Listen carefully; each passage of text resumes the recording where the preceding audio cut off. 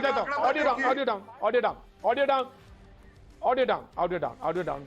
सबको मालूम है, देखिए विनय जी, सबको मालूम है, विनय जी सबको मालूम है, सारा देश जान रहा है इस समय हम किस भारी मन से, मैं आपको ईमानदारी के साथ कह रहा हूं, बड़े भारी मन के साथ इन मुद्दों पे बात हो रही है, इन मुद्दों पे बड़े भारी मन के साथ बात कर रहा हूं मैं।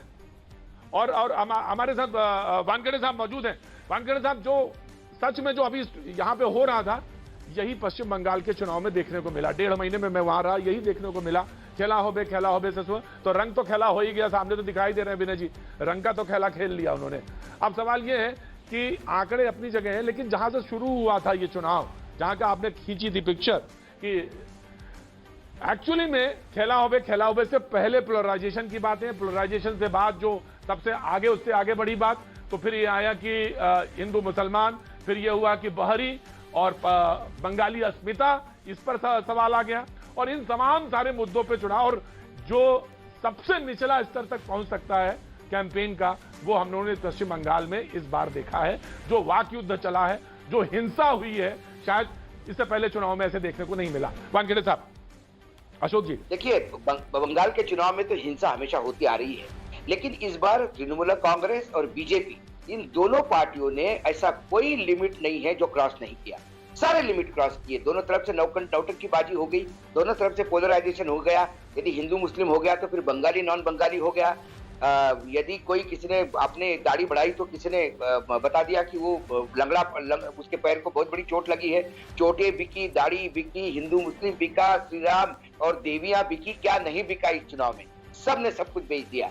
लेकिन जो मोटी मोटी बात है, जो लगातार जो ग्राउंड लेवल पे जो लोग काम कर रहे थे, चाहे भाजपा के हो, क्योंकि हम तो एक पत्रकार हैं, हमको तो सभी लोग नेताओं से बात हो रही थी, उसमें एक बात जो प्रोमिनेंटली मुझे दिखाई दे रही थी कि महिलाओं का जो मत प्रतिशत है वो लॉक स्टॉक बैरल में ममता के पीछे खड़ा था, अक्रॉस द पार्टी लाइन। उसके बाद मुस्लिम कंसोलिडेट ममता के साथ हुआ, ये बात इसमें कोई दो मत नहीं है। लेकिन बंगाल में मुस्लिम और हिंदू यूपी और बिहार जैसा नहीं होता, वहां कई पेंडालों के अध्यक्ष मुस्लिम होते हैं, इसलिए वहां कुछ जो हिंदू का जो कैडर था, जो उसके कैडर में जो हिंदू थे टीएमसी के, वो ममता के साथ बरकरार रहे।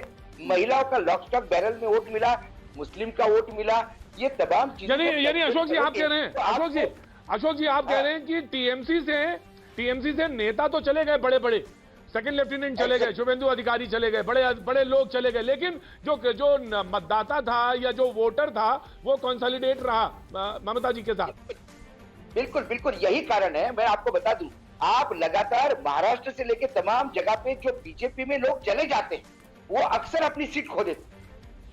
वो इसलिए कि वो जाते, नेता जाते हैं, कैडर नीचे के मतदाता शिफ्ट नहीं होता, उनका वर्कर शिफ्ट नहीं होता। लेकिन वानखेड़े साहब, तो फिर ऐसी स्थिति में जरा ये बताइए कि नंदीग्राम में छठे राउंड की वोटिंग के जो काउंटिंग हो रही है, उसके बावजूद 7,262 वोटों से पीछे क्यों चल रही हैं ममता बनर्जी? अगर इतना ही ज्यादा वोट महिलाओं का, मुस्लिमों का, और यूं कहे कि काफी हद तक पश्चिम बंगाल की जनता ने बढ़ चढ़ कर दिया, तो यहाँ कौन सा फैक्टर काम कर रहा है?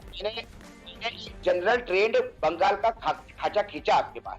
यदि सीट पे बात करें तो नंदीग्राम की सीट ये अधिकारी की अपनी सीट है, वह उसकी ताकत है। जैसे महाराष्ट्र में बारामती उसकी ताकत है, छिंदवाड़ा ये कमलनाथ की ताकत है। ये सीटें कुछ ऐसी है कि जो एक नेता की अपनी पर्सनल सीट मानी जाती है, उसका एक वोट बैंक है वहां पे। वहां ये फर्क नहीं पड़ता कि वो किस पार्टी में। अशोक जी इज टू अर्ली टू से, अशोक जी इज टू अर्ली टू से, लेकिन मैं एक बात कह रहा हूं कि हमको 15 राउंड तक वेट करना पड़ेगा, जहां तक सवाल है इस सीट का, नंदीग्राम का। आप देखिएगा, नंदीग्राम की सीट के लिए 15वीं काउंटिंग तक हम लोग को इंतजार करना चाहिए।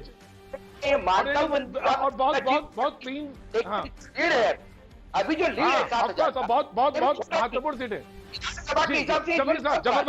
जफर साहब मौजूद हैं जी, जफर साहब मौजूद है। जफर साहब, हाँ, you want to add something? जी जफर साहब कुछ कहना चाह रहे हैं जी। टीका टिप्पणी हम जैसे नहीं कर रहे, वैसे मैं उम्मीद करता हूं कि विनय जी भी नहीं करेंगे हमारे बीच में। मैं सिर्फ इतना कहना चाहता हूं कि नंदीग्राम के बारे में चूंकि आप चर्चा कर रहे हैं, मैं आपको बताना चाहता हूं कि देखिए हमारा जो फीडबैक होता है, फीडबैक जो आया है उसके बेसिस पे हम जिस तरह से लीड कर रहे हैं, आखिर तक लीड करेंगे। और ये बात सही है जो आप कह रहे हैं, वानखेड़े जी भी कह रहे हैं कि भाई वहां 15 पर 15, मैं खुद इस बात को बार बार कह रहा हूं कि 15 राउंड के होने दीजिए, उसके बाद सही रुझान आएगा, ऊपर नीचे होता रहेगा। नंदीग्राम में हम कम से कम, जो हमारा फीडबैक है, अभी आगे क्या होता है मालूम नहीं, लेकिन कम से कम 31,000 वोट से जीतेंगे नंदीग्राम। ममता बनर्जी को ध्वस्त करेंगे कम से कम।